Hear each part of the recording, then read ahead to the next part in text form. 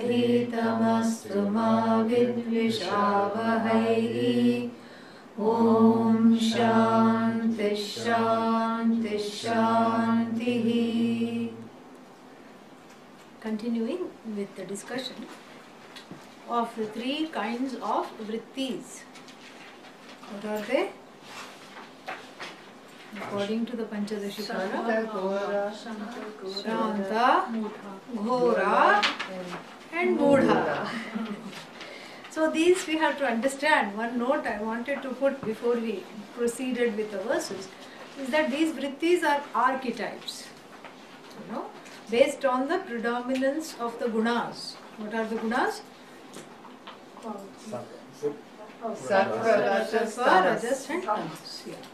So Sattva is equal to Shanta vritti, and the Ghora vritti corresponds to Rajas, and finally Mudha Tamas, needless to say. And so therefore this thing we have to keep in mind, that these are ideal, typical situations. Even the most Ghora person, the angry person, the Rajasic person, the restless person, he smiles once in a while, correct? Yeah. You will not find somebody just sitting always like a, boiling like a kettle. All you have to do is, pour, and then you can make chai right off of their head. Nobody is like that. Even the angriest of person will have an occasional burst of Shanta vritti, joy, forgiveness, at peace with herself, himself, and a feeling of okayness, right? And likewise, the most Mudha person, the most person who is resentful, these are the Mudha vritti characteristics: resentful, depressed, and procrastinating all the time. Nothing gets done because the vritti, the Mudha has become, achhadita. Achhadita means it has overpowered the other vrittis. So the person is what is called a dirgha sutri. What is a dirgha sutri? Keeps on, extending. Dirgha means long. Keeps on extending, In fact, we have a proverb, we have an idiom in Hindi which says that, Saint Kabir said this: Kala kare so aaj kar. Whatever you want to do tomorrow, or you say I'll do tomorrow, do it now, today. Aaj kare so ab. And whatever you want to do today, do it right now. And that is how one rids oneself of this vritti. This vritti is an explanation, not an excuse. Why didn't you do this? Because I had an attack of Mudha vritti. You cannot say that. Because who is in charge of eliminating that? You are. By helping yourself to use the free will to get things done in a timely fashion. And the more in the beginning it is difficult, just like going to gym, doing yoga. First day you do yoga, next day you don't feel like getting out of the bed. You become one with the bed because everything hurts. Then the next day it's better, you feel stronger. After that you don't, you have to do a lot of yoga even to push the muscles to get, work them out. After a while. Same thing going to the gym, lifting weights, same thing walking, running, whatever kind of exercise you do, the first day is the worst, correct? So what do the ancient sages advise? Start on the second day.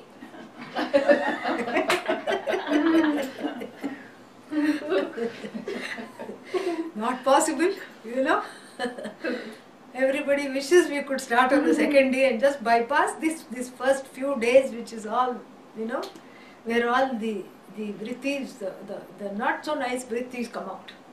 And so really speaking, the first day once you do the first day, then the other things, are easy. So this is all in our hands to see which vritti predominates. And I say predominates because I'm not talking of somebody who is absolutely Shanta, because even the absolutely Shanta person has the other two. It is called Sattva Guna Pradhana. Pradhana means predominantly Sattva Guna prevails. And we have small, aims. In the Vedanta world, we are very happy if we can get something to, predominate.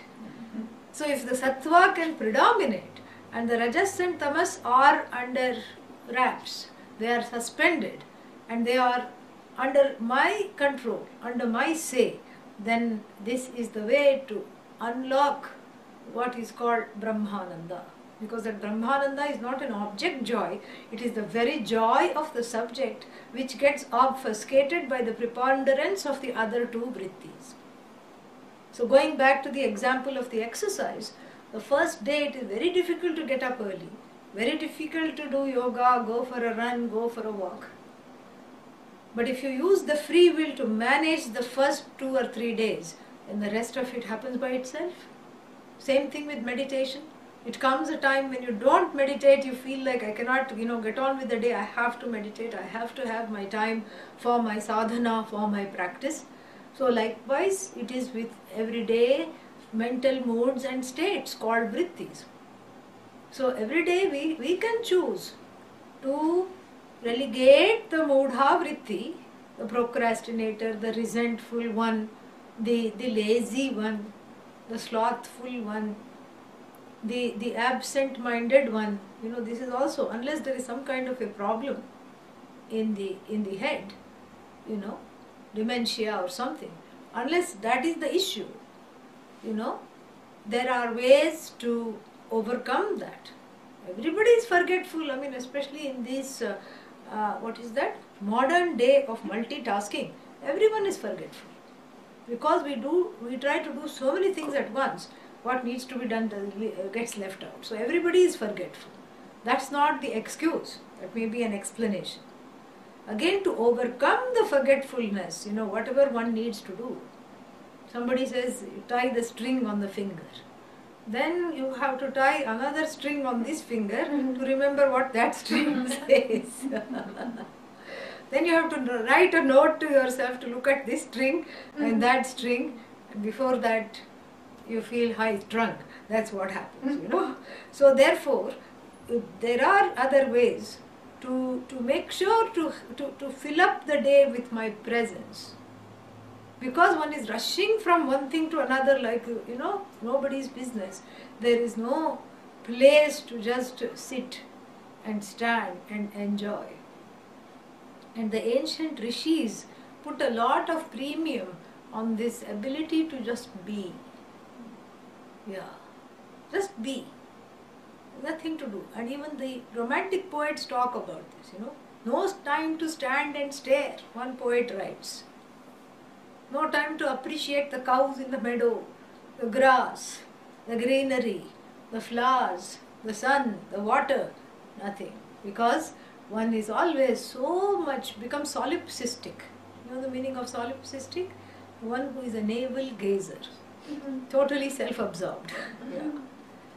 Always one is thinking of what did I not do properly or what I should be doing next. It's a brooding mentality.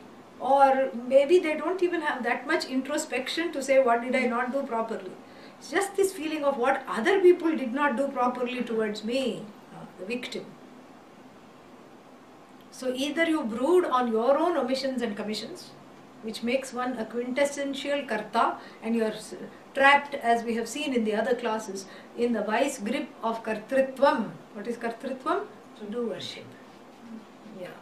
You have to abandon that ship of doership, really. Then this is a primary, this is a problem. And for those who feel not so much identified with kartritvam, there is always pointing the finger at other people's omissions and commissions. Why did they do this? Why did they not do that? Taittiriya Upanishad says this very beautifully. Kimaham sadhu na karavam, kimaham papam akaravam iti. Why did I do the wrong thing? Why didn't I do the right thing? Like this it says. This is the lament of an ajnani. And an Ajnani is the one who predominantly lives and manifests the two vrittis. Which are the two? Ghora and Mudha. The one who lives on that shallow surface level thing of life. And then we cannot say I have too much tamas. Like I said, it's an excuse, not an explanation. Yeah, the other way around. It's an explanation, it's not an excuse. You know? And so therefore, the idea is of this chapter is to consider what is it that I am doing in my life to perhaps remain in those two vrittis only, in the two undesirable vrittis. What if I want to be in those vrittis? Nobody will say I want to be Ghora. Even the most Ghora person will say I don't like to be angry, but I am angry. I don't like to be resentful, I am resentful. I don't want to be jealous, somehow I am jealous. And the Mudha Vritti person will say I don't want to be sad, somehow I am sad. I don't want to be procrastinating and dull and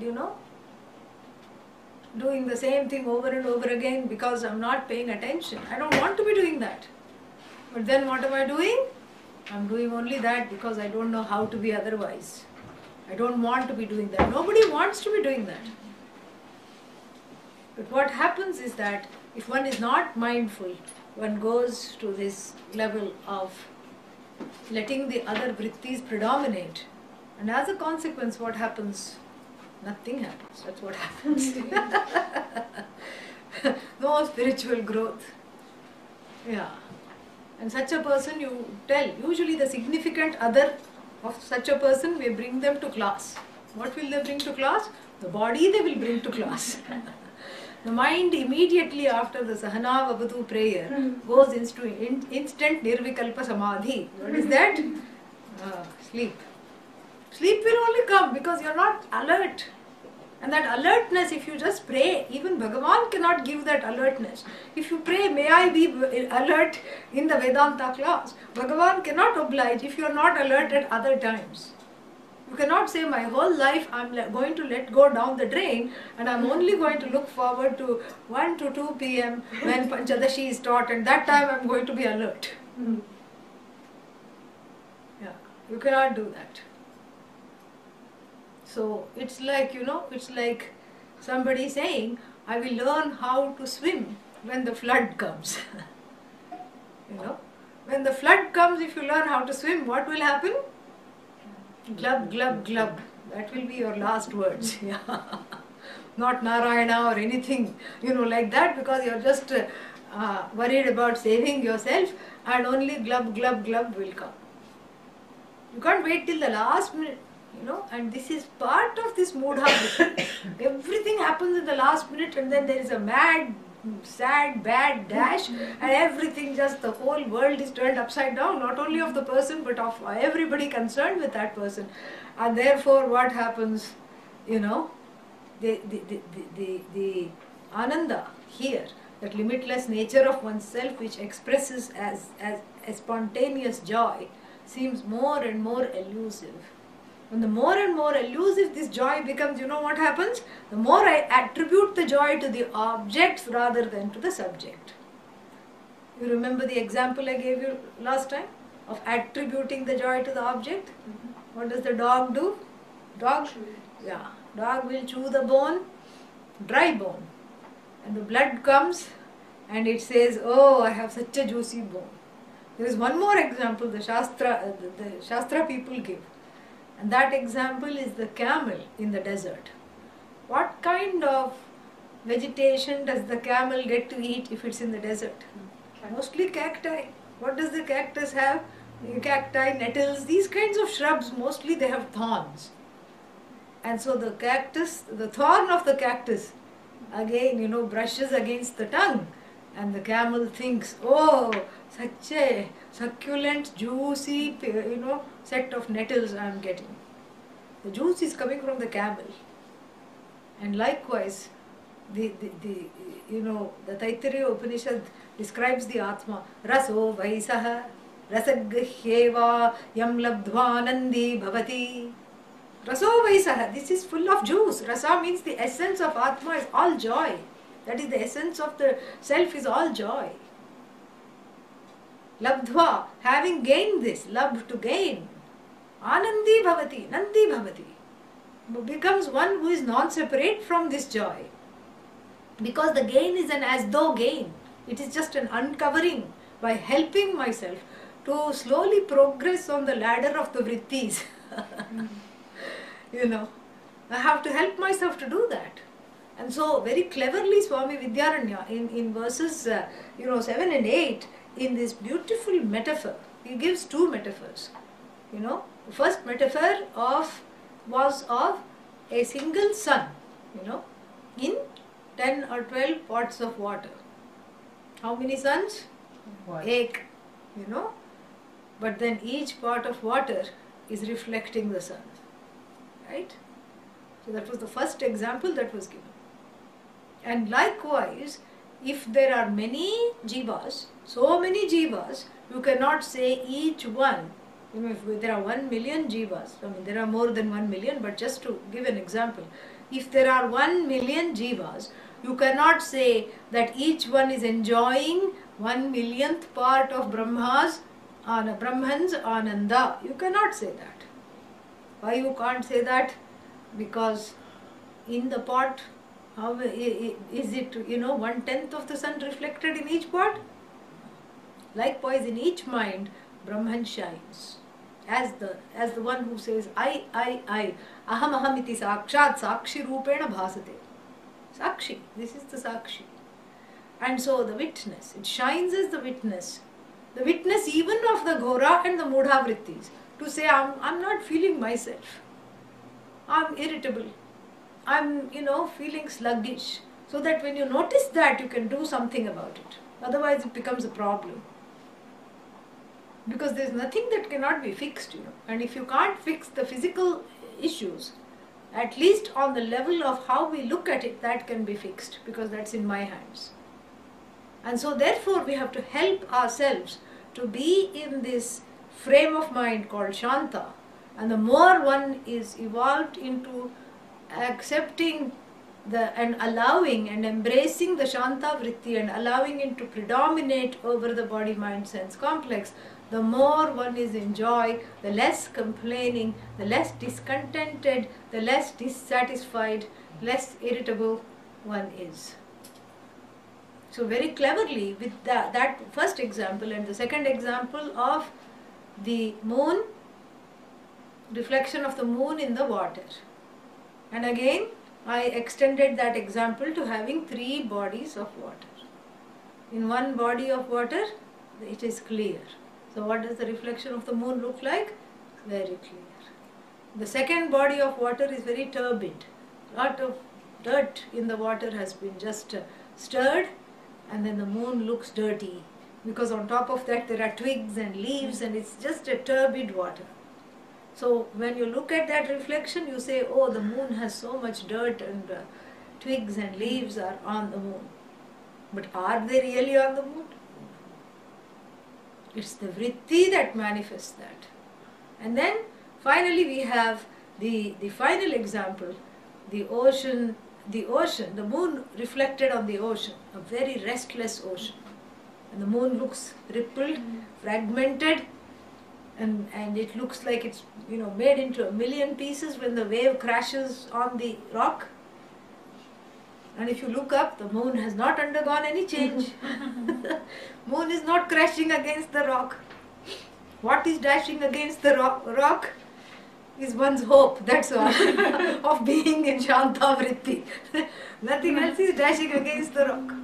So then the ocean, posits an example of a disturbed and a restless reflection, which is the lot of a person who is predominantly in the ghora vritti. Yeah, because when you are in the ghora vritti, all that restlessness, anger, doubt, that is also part of ghora vritti. Actually, it borders ghora, tamas, both. But all these rajasic imbalance to rajas, we are not. Some amount of rajas is needed. You can't just sit and not get out of bed. That's not the point. But we are talking of an imbalance. And you will hear more about it tonight in Dr. Hari's talk. Because this is all about the imbalance at the level of the mind, at the level of the body, at the level of the senses. And it's directly connected with what one consumes, really. Because what one consumes, one puts out. And I'm not just talking of food. We talked about food. I'm also talking about what you consume through the sense organs. Like that person who told me, I am not able to sleep. Why? Any problems? No. Then I said, what do you do before going to sleep? I'm watching horror films. What will happen? It will be a horrifying night. That's what will happen. And so these are all just basic things. And so through these two examples, Swami Vidyaranya brings about the importance of the mind as a reflecting medium. It's not that Brahman is doing any vanchanam. Vanchanam means depriving you of the joy. It's not that Brahman is favoring the neighbor, because the neighbor is always laughing and whistling about, going about their day, so much so that you're so angry that you feel like throwing a stone in their compound. You know, why are you so cheerful? Somebody asked me this actually. Yeah, somebody asked me this. How come you're so cheerful? Very angrily. So this shows, why are you laughing? You know, why are you smiling? And so this is something which is very interesting. So then, you know, then that seems to become the norm. The not smiling and the angry person becomes the norm, so much because one is used to one complaining all the time. And so here Swami Vidyaranya very beautifully in the Panchadashi gives you back the responsibility of manifesting the Ananda of Brahman. Sat Chit, okay, it is manifest. You know, Bhagavan, you know, manifests the Sat and the Chit. You know, who manifests the Ananda? You manifest the Ananda. But why this is not fair? Why should I be put in the position of manifesting the Ananda? Because it's not the question of manifesting the Ananda. It's the question of allowing the manifest Ananda to come up and enjoy that. It's not the question of manifesting Ananda, it's actually the question of taking the trouble to de-manifest the Ananda, which you are doing with the Ghora and the Mudha Vrittis. So the difference is here, it's not bringing something, it's manufacturing something. You know, it's not manufacturing something called Ananda, limitlessness. Because as I have told you many times, limitlessness is not something to manufacture. Because if you manufacture it, means there was a time it was not, there is a time it's not going to be anymore, and there is a time where it is. So how can it be limitless? Any product that is put together in time falls apart in time. So it's not the question of manufacturing the joy, it's the question of unveiling it, that which is already there. So you see, it is obfuscated by these vrittis. Just like the fire is obfuscated by the live coals, and the fire is obfuscated by the bhasma. What is that? Ashes. Sometimes you see just ashes, you think there is no fire. And then you try to put your hand, then the fire comes out, because you have disturbed the ashes enough for the red embers and the small flames to start showing. Where were they? They were there. They were there. They were already there. And the ashes, you know, which is in the form of despair, despondency, anger, irritation, this is the fallout of the inner nuclear war that one has with oneself most of the time. In other words, that is why in the modern era these autoimmune diseases are becoming so rampant. This is just reflecting the fight that one has with oneself, with the Ishvara within, really. And when the Jiva tries to predominate over the Ishvara here inside, actually there is only one. But because one is intoxicated by samsara, one sees two in place of one. This is called Advaita Buddhi. Yeah, seeing two when there is one. That's what happens. You know, in the olden times, before they had all this breathalyzer test, they would just pull the person up in India. In rural areas, probably it's still like this. They would say, how many fingers? And the intoxicated driver would say, what? 2, sir. and they would confiscate the vehicle. What was the vehicle? Bullock cart. So, in rural areas, what else? And make the person spend a night in the local, sheriff's place, and the next morning set them free. That is how the thing was. So here too, the person is drunk on samsara. Drunk on samsara means taking it to be real. And the more one tries to entangle oneself from samsara, one falls further into it like a fly trapped in the spider's web. The more it, flutters the wings, what will happen? More tightly it is caught. So too in samsara, I try to get out of samsara through karma, through action. And what does karma do? Produce karma phala, fruit of action, and the fruit of action is always rotten. Then see, seriously, the word phalam means, you know what it means? Sanskrit, not very nice. Phalgutaya liyate iti phalam. That which is subject to rotting is called phalam. So regular fruit also rots, karma fruit also is subject, it's finite. So then the rotten berries one eats, the deluded bird eats the rotten berries, and then what? And has to go to the hospital, more karma, and then more karma phala, so one is caught in this web.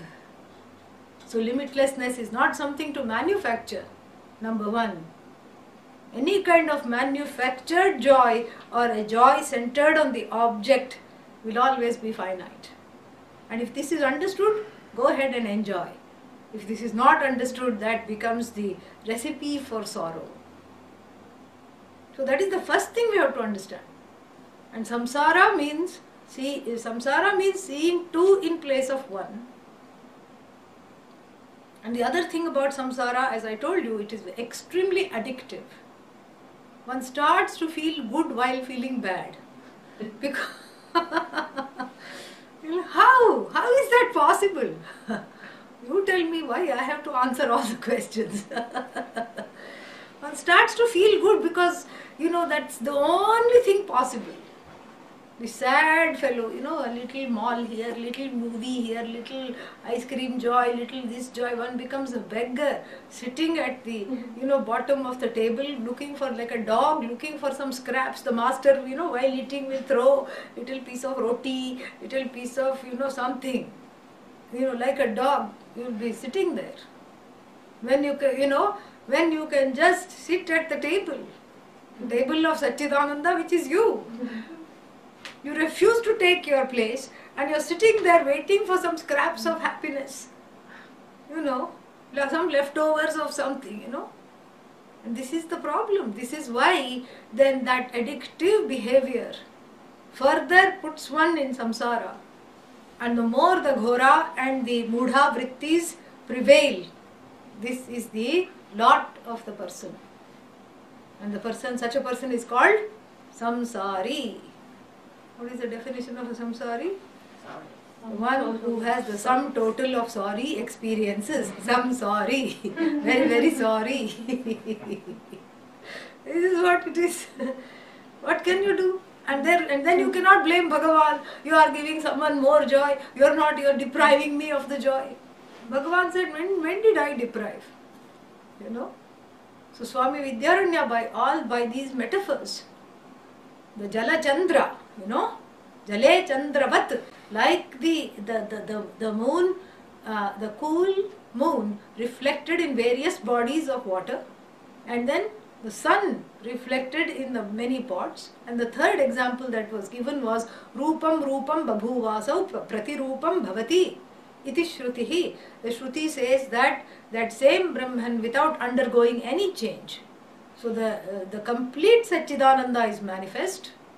But then if you are not doing some, maintenance for the mind, which is the place where Brahman is cognized, then if that mind is under disrepair, even car you have to take and give it oil change and you have to tune up. Yeah. So for the mind also you have to do that. Body you have to clean every day. You cannot say I'll take a shower once every month. and even as a civic duty, so that other people can be around you. One has to take a shower, one has to keep the body clean. For that you can use water. What do you use to clear the mind? Navarina shuddhyati antaratma. Not by water is the heart cleansed. It's an ancient saying. So therefore what? Therefore the antaranga sadhana, meditation, etc., the inner practices, meditation, and the bahiranga sadhana. Bahiranga sadhana means the outward practices such as karma yoga, seva, bhakti, all these things, worship, all those things become very important to train the mind and to tether it in the shanta vritti and to not let it stray into ghora and mudha vritti. And very soon a time comes where as soon as you see the mind going down into these other two undesirable vrittis, you can snap out of it. You can. Because you first, the sakshi, the witness notices it, and then the witness says, uh-oh, this is not going to be a good day if I indulge in all this. And the witness quickly changes the channel. Just like on the TV, you have that, what is that called? Remote. That remote. You have that remote. And if a program is remotely disinteresting, what will you do? Use the remote to kill it immediately and switch the channel. Oh no, I don't watch horror movies. Okay, next. Okay, I don't watch all these things. Next. I don't like this. Next. Oh, news is very depressing. Next.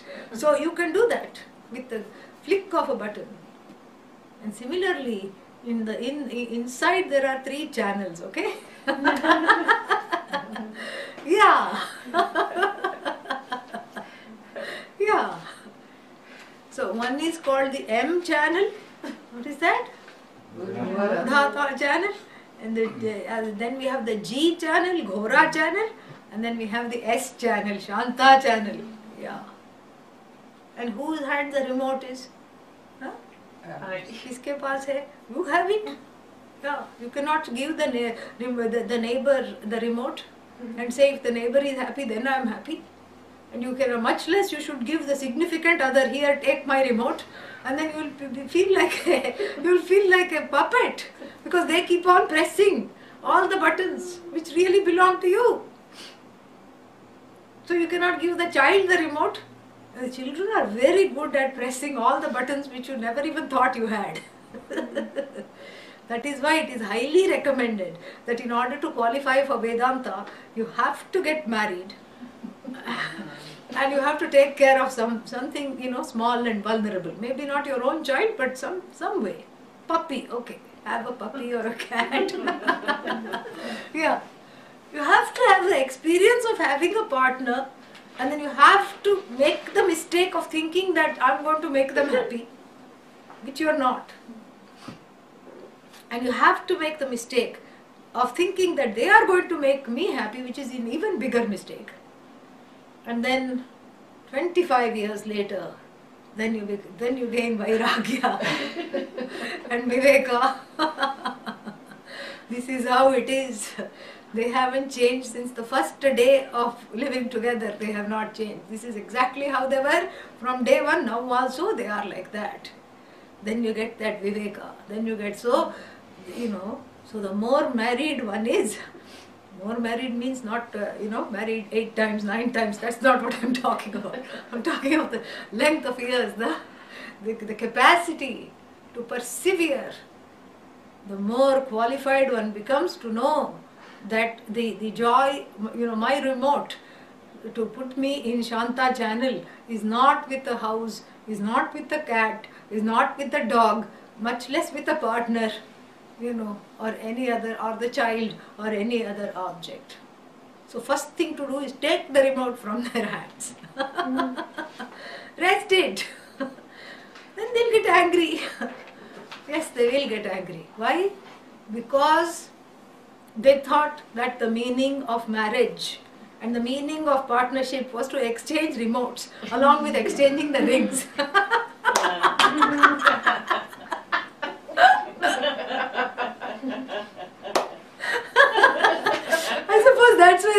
ring exchange. You know, ring the exchange? Yeah. So, and the confusion is, along with the ring, I have to exchange the remote. And each person becomes a controller of the other. Niyanta. This is madness. And then you say, oh, I can't be happy. Why? Because the partner is not happy. Let them be unhappy, if that's what you want to do. Namaha. You try, you give them some options. Perhaps you can take a walk. No, because they're carrying a personal rain cloud on their head. No, I don't feel like going for a walk. All right, sit and watch a movie. No. All right, go to bed. Maybe you'll feel better, because one generally feels better after going to bed. If they don't feel better, at least you will feel better because they have gone to bed. And you don't have to deal with it. No, I don't want to go to bed. All right, perhaps you can meditate.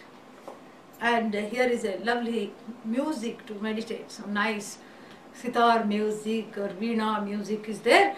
You can just sit and listen. No, I don't like sitar or veena. And then very soon what happens in the daily life? Not only are they sad, and you also become sad. And when you become sad, they think, oh, she must or he must love me because they are also sad along with me. What is this madness? This is not, you don't have to suffer together in order to help the person. In fact, if the other person also starts to suffer, how can you help? You cannot help. So you have to do the favor of being in the place of strength, sometimes for the whole family. Because this whole remote control business is not even remotely understood. And if the remotes are exchanged, you have to take it back into your hands. And if they are sad, give them back their remote. Here, play with this. Press the button. That's what you are really wanting, not my remote. You are wanting your own remote. And so now you have, provided you have been successful, you are the new owner of your own remote. And still successfully married. This is the success in marriage, is to retain your sanity despite being married. This is a very good thing. Yeah. And so when you have your own remote, when the other channel comes, so with practice what happens? When the Ghora channel comes and I don't like what the mind is broadcasting, of course you don't have a say over what the mind thinks. Like I told you, first you think of Honda, what comes after that?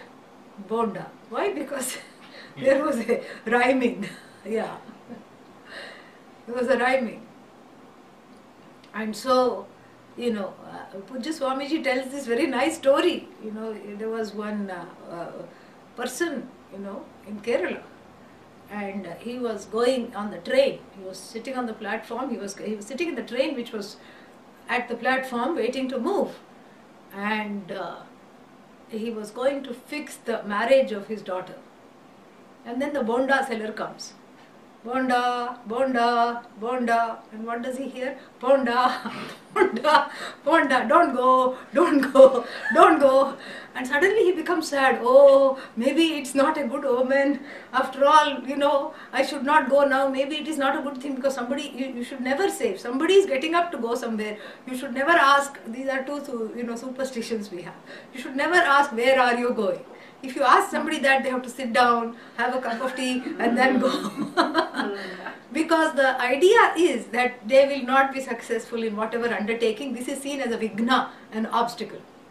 Then the other thing you should not say, you should not ask where you are going, and you should also not say don't go, because that is another, obstacle. So like this, if the mind is not strong, like that prospective father-in-law who was going to, who was going to fix the marriage of his daughter, became very despondent and angry at the poor Bonda seller who had nothing to do with the marriage of his daughter, just because he heard what he was afraid of. Correct? Yeah. When what was being advertised was Bonda and he is hearing Ponda, that means what? He is already afraid that something will go wrong with his alliance. His mind, and this is what Swami Vidyaranya later on is going to talk about in great detail. He's already unsure oh, something is not right, will this be okay, this is my only daughter, I have brought her up with so much love, how can I give her to this family, will they take care of her? All these kinds of fears are roaming in his head. So what? So the objective reality of the Bonda is converted into Ponda. Why? Because of his own subjective fears are projected over that. So you see, the channel is not just broadcasting in the mind, it has taken over the whole world. Yes. So the Ghora Vritti here has taken over, of fear in this man's mind, has taken over the whole world. Has taken over his entire circumstances. And so he is seeing whatever he is afraid of, he is seeing. And so before one starts to not just broadcast the channel in the mind, but broadcast it outside also. And what is our stock example for broadcasting the Ghora Vritti outside? Snake rope. Yeah. What is outside is an innocent rope. And my own aropa, that's why it's called rope. My own aropa. Aropa means superimposition. Makes it into a snake. Why? Where is the snake? In the head. And when the rope is named as, okay, this is rope, does the snake slither away into the bushes? No. The snake, it goes back to whence it came, within the fears of the mind. So too before, so there is a two-part, progression of each of these negative vrittis. First, it broadcasts in the mind in the form of internal thoughts, fears, doubts. Thoughts that are laced with doubts and fears. Is this going to be successful, this undertaking? Like if you take this example, is this going to be okay? Is this going to be all right? Am I going to succeed? Last time I didn't succeed, so this time also I may fail. Last time this happened and this time also what? So this is what is called an internal, broadcasting of the Ghora Vritti. If you take that example.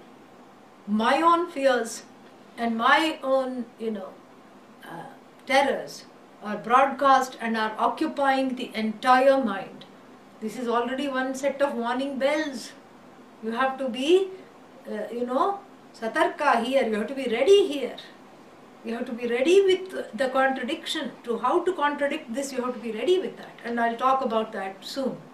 But then if you are not ready with that, if you are not able to catch that, pretty soon what happens is that it goes out of the mind into and colors the nature of the objects that you encounter, so much so that the world becomes a terrifying world. And this is what happens. And you have the garden variety terrors, where you hear Ponda instead of Bonda. That man doesn't have mental illness, but just is right now deluded.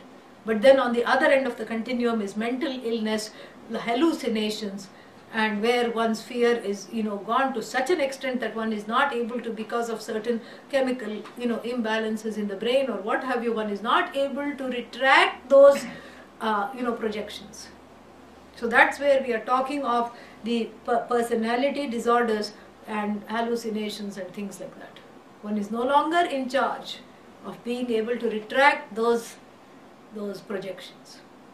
When those projections take a life of their own without being able to retract them.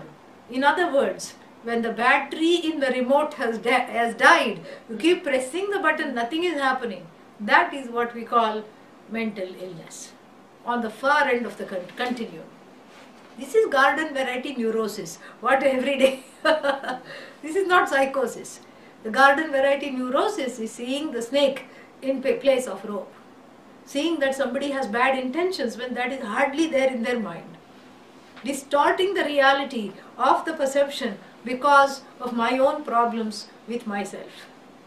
And so you see, these are the two levels of the vrittis. First, the vritti dominates in the mind, and then it predominates all the objects that I encounter.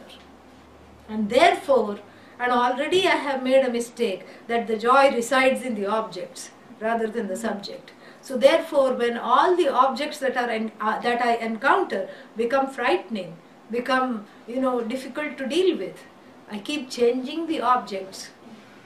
Objects include spouse, Objects means for me anything that is an object that I encounter. House, spouse, job, everything I keep changing in the hope that I am going to be happy.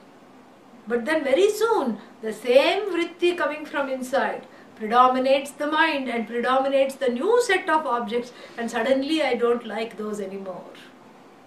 This is the situation. So therefore, we don't let it get into this two-part business. And why does it get so far? Because the Sakshi has gone missing. Yeah. Sakshi is MIA. What is MIA? Missing in action. Yeah. Sakshi has been abducted, hijacked, has been taken off and silenced as a trophy of this internal war. The Sakshi, the inner witness. Who is this witness? The Satchit is the witness. That is the witness. The witness of the existence of the vrittis. The witness of the existence of the different moods and the frames of mind. That is the witness. That has to be resurrected. That has to be safeguarded. And like I gave you the example, you cannot learn to swim once you contact the water. You cannot say, okay, now give me a swimming lesson. You have to know when to swim. Before the flood comes, you have to know. So here also, before the mind is flooded with the ghora state, you have to already know how to secure the witness, how to be in contact with the witness. And this is the fruit of meditation, antaranga sadhana, and karma yoga, bahiranga sadhana. This is the fruit of leading a life that is free of calamities, leading a life that is dedicated to Ishvara Bhagavan, where everything that I do comes from the inspiration of what needs to be done, rather than my own ragadveshas. And this is the prasada of leading a life, a meditative life, where one takes the time to be with oneself, so that one is familiar with oneself. If I don't get to know the Sakshi, if I don't get to shake hands with the Sakshi, how will I know what it is like?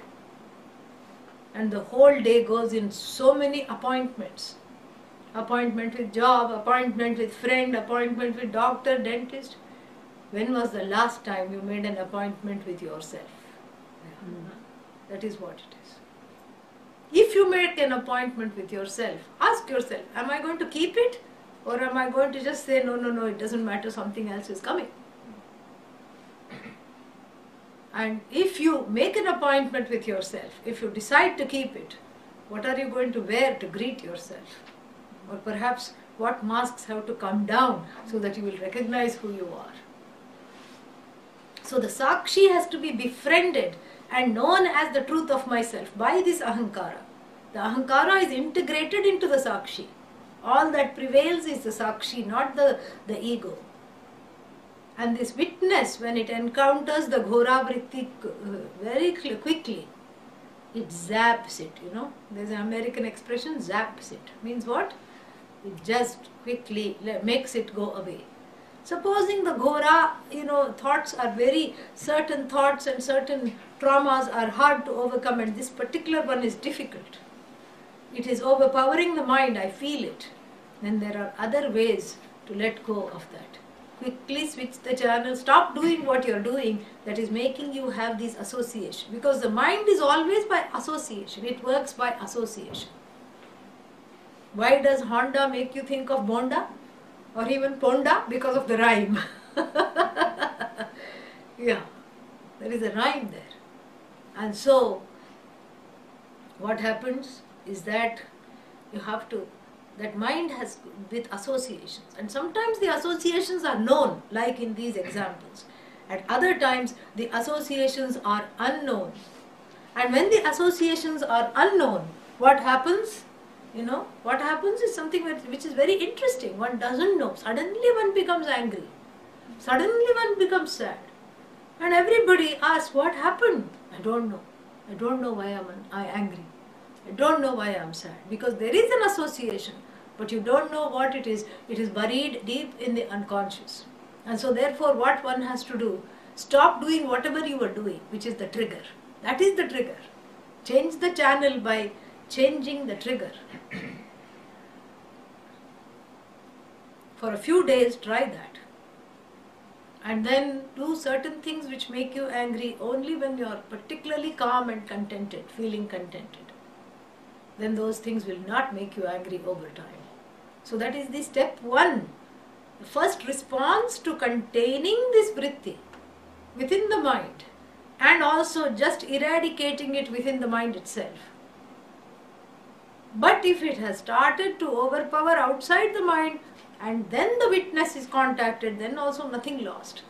You can easily withdraw the projections, just like you withdraw the dream effortlessly. When the alarm clock rings, what happens to the dream? Goes back into the truth of the dreamer. So too this daytime nightmarish projection goes back into the mind, because the witness, the one who operates the one who predominates the body-mind sense complex, because of whose blessings the mind operates, that Sakshi, that Satchidananda is unaffected by the thoughts. And to gain this inner space between oneself and the mind is extremely important. And this cannot happen without having a particular identity, without discovering one's identity as the devotee. That is the primary identity. First you are a devotee. You are connected to the Bhagavan. That is the only connection. After that come mother, father. A devotee becomes son, daughter. A devotee is that is the core person. The core person is a devotee. The devotee becomes father, mother. Devotee becomes husband, wife. Devotee becomes, son, daughter, whatever it is. Neighbor, friend, etc. And if that primary relationship is disturbed, if I feel I have turned away from Bhagavan, or Bhagavan has turned away from me, if I feel alienated, that alienation itself is the seeds of the Ghora and the Mudha vrittis, that disconnection. And I stop it at that level itself. I stop the disconnection by learning to recover the devotee within myself, by learning to connect with the whole. And sometimes it has to be in the form of an act, a deliberate act of worship, a deliberate act of mantra, japa, meditation, a deliberate act by which I discover the truth of myself. A deliberate act. And what is the truth of myself? I am talking relatively speaking. That I am the witness. I am not this body, mind, sense complex. I am not mother, father, brother, sister. First I am the devotee. And when the devotee knows this, then you can perform the roles very easily. You can be the son, daughter. The devotee is the mother, father. Devotee is the wife, husband. Devotee is the friend. No problem. Like the actor who is playing the role of a beggar. Where? In a film. What is the difference between the actor and the beggar? The body of the actor, the body of the beggar is the body of the actor, correct? The mind of the beggar in this play or film is the mind of the actor. In fact, the whole beggar is actor. Actor is not beggar. Far from it. Even as he is performing the role and crying and says, nobody is giving me today anything to eat. I am very sad today, not even $1 I have got. Even though he is crying like that, he knows his bank account is increasing because of this role. He knows, because there is that inner space, there is not that complete identification with the role, otherwise you cannot perform the role. So the role cannot roll into the person. If the role rolls into the person, then there is no, then the Ghora vritti and the Mudha vritti are given invitation cards. Please come and abide in me. And they will immediately send RSVP. I'm right here, I'm coming. I'm bringing a guest also. I'm bringing a friend, don't worry, I'm coming. They are ready for this invitation because they are waiting in the wings for such things. And so, what happens is that if that original connection to Ishvara is disturbed, everything is disturbed. Because the truth is, while the Purusha, the person, plays the roles, the role is not independent of the person, but the person is free of all the roles. Understand? Understood that? You are free of the role. Role is you, you are not the role. And if you understand that, then you can write a long farewell letter to the Ghora and the Mudha Vrittis and wave them goodbye. Even if they come, you can see that they are an imposter and then just, call 911. Yes. How to call 911? Immediately alert the Sakshi, the witness. Look what is happening, okay? Alright, we have this under control. The firefighters have been sent. The ambulance has been sent. Ambulance? Why? To rescue the inner child who is hurt. So, ambulance has been sent. The firefighter to contain the Ghora thoughts have been sent. And then everything is fine. And then, everything is contained and the person is as before. So with practice, you know what happens? And you progress in this. You progress in this, which is why the study of the Panchadashi is just, is compulsory for all Vedantins. The 15th chapter is so beautiful. And let not the simplicity of the verses, make you think that this is not got much to say. I can go on and on. And so here, this becomes a very important part of the study, where I learn to tether these negative emotions and states of mind, because they are in my hands, A, and B, the more I tether them, the more access I have to that Ananda, which is read about only in the books. Yeah. Which is recognized as myself alone. And so therefore, these two vrittis are the culprits of everything. Every negative state, every negative relationship, or any negativity experienced in the relationship, And so instead of looking out and saying, that is the problem. Who is the problem? Here, you have to learn to point to yourself without a sense of self-blame and say, this is where some work needs to be done. Correct? Yeah. And so with these words, let us look into the text a little bit.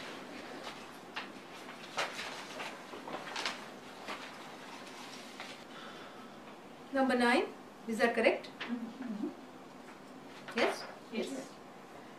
Ghora mudha sumalinyat Ghora mudha sumalinyat Sukham shashchatirohitaha Sukham shashchatirohitaha. There is no coffee break between Sukham shashcha and tirohitaha. Okay?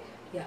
Ghora mudha sumalinyat Ghora mudha sumalinyat Sukham shashchatirohitaha Sukham shashchatirohitaha. Ishannirmalyastatastattra Ishannirmalyastatra Chidamsha pratibimbanam.